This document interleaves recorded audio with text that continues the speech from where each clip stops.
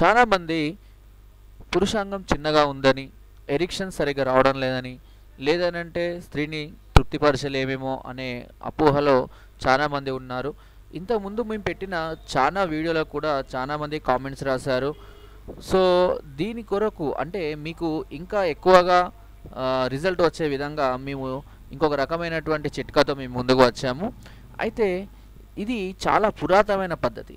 So అంటే రాజుల కాలంలో కూడా ఈ చిట్కాను ఎక్కువగా ఉపయోగించారని రీసెంట్గా శాస్త్రవేత్తలు ఒక బుక్లో వెల్లడించారు.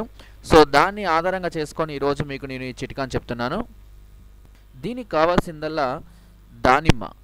ఈ దానిమ్మ గురించి చాలా వరకు అందరికీ తెలుసు. ఇది దాదాపు ఒక 100 రకాలైనటువంటి రోగాలను నయం చేసేటువంటి శక్తి దీనికి ఉంది. అయితే ఈ దానిమ్మతో మనకు గింజలతో కాదండి, కేవలం దీని యొక్క తొక్కలతో మాత్రమే మనకు ప్రయోజనం అనేది ఉంటుంది. అయితే ఈ దానిమ్మలో చాలా రకాలైనటువంటి విటమిన్స్, మినరల్, కార్బోహైడ్రేట్స్ చాలా ఎక్కువగా ఉంటాయి. ముఖ్యంగా గర్భంతో ఉన్న స్త్రీలకు దానిమ్మ చాలా మంచి ఉపయోగపడుతుంది. అయితే ఇప్పుడు దీనికి మన అంగం పెద్దవడానికి గల సంబంధం ఏంటో తెలుసుకుందాం. దీనికి మనం చేయవలసిందల్లా దానిమ్మ గింజలు తీసేసి తొక్కలను ఎండబెట్టండి. కొద్దిగా ఎండిన తర్వాత 1-2 రోజులు ఎండిన తర్వాత ఈ తొక్కలను ఒక బౌల్లో తీసుకొని ఆ తొక్కలను ఏం చేయాలంటే ఆలివ్ ఆయిల్. సో ఈ ఆలివ్ ఆయిల్ అనేది మనకు మార్కెట్లో చాలా ఎక్కువగానే దొరుకుతుంది. ఆ కాలంలో ఈ ఆలివ్ ఆయిల్కు బదులుగా వాళ్ళు ఆలివ్ చెట్టు కాండాన్ని తీసుకునేవాళ్ళు.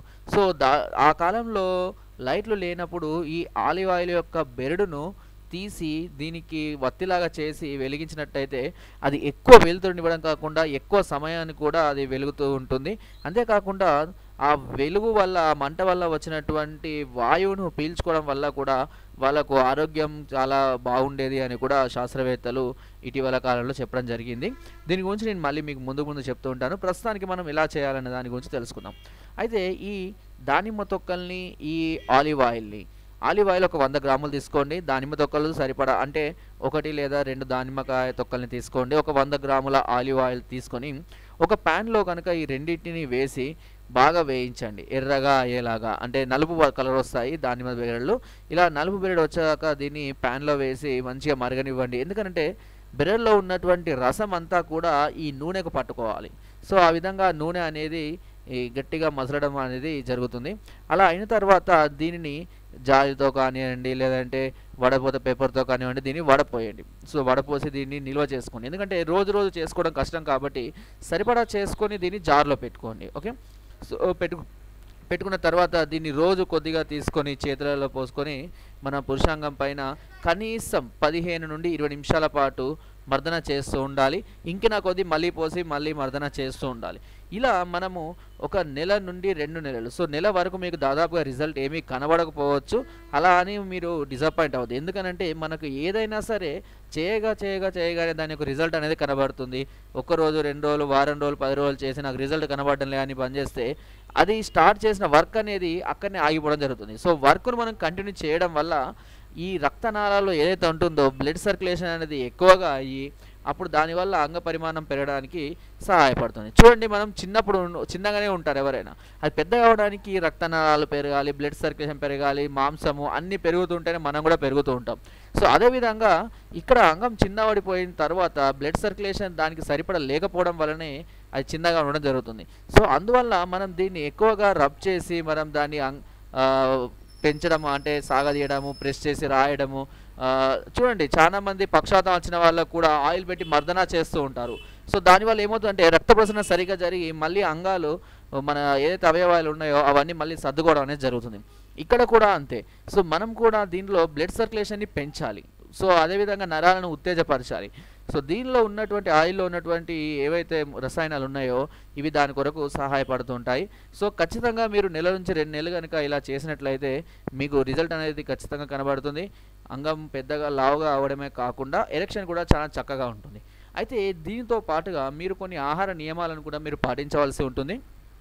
ముఖ్యంగా ఆల్కహాల్, మద్యం సేవించడం మాత్రం పక్కా బంద్ చేయాలి.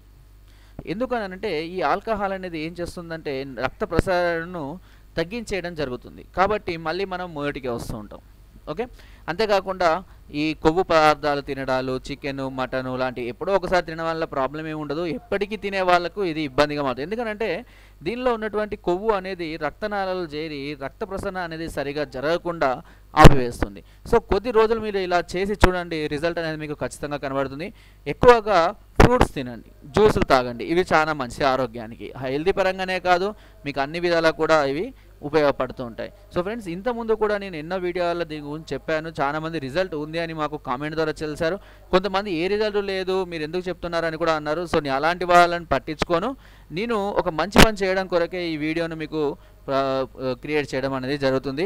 దీనివల్ల ఎలాంటి సైడ్ ఎఫెక్ట్స్ లేదు.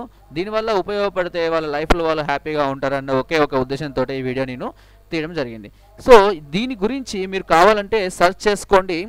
ద యునైని ఫార్మాకోపెయియా ఆఫ్ ఇండియా అనే ఈ బుక్ అనేది మనకు లైబ్రరీలో కానీ బయట దొరుకుతూ ఉంటుంది. మీరు ఇందులో సెర్చ్ చేయండి. ఈ చిట్కా గురించి ఇందులో ఉంది. ఇది పురాతన కాలంలో రాజులకు కూడా ఇలాంటి సమస్య ఉన్నా, ఎవరికైనా ఇలాంటి సమస్య ఉన్నా దీని ద్వారా వారు పరిష్కరించేవాళ్ళు అని ఆనాటి ఔషధం అంటే రుచులు కానీ వీళ్ళు కానీ చెప్పడం అనేది జరిగింది అని తెలుస్తుంది. సో ఫ్రెండ్స్, నా వీడియో కనుక మీకు నచ్చినట్లయితే ఒక లైక్, ఒక షేర్ చేయండి. మరిన్ని వీడియోస్ కోసం సబ్స్క్రైబ్ చేయడం మాత్రం మర్చిపోకండి. Thank you.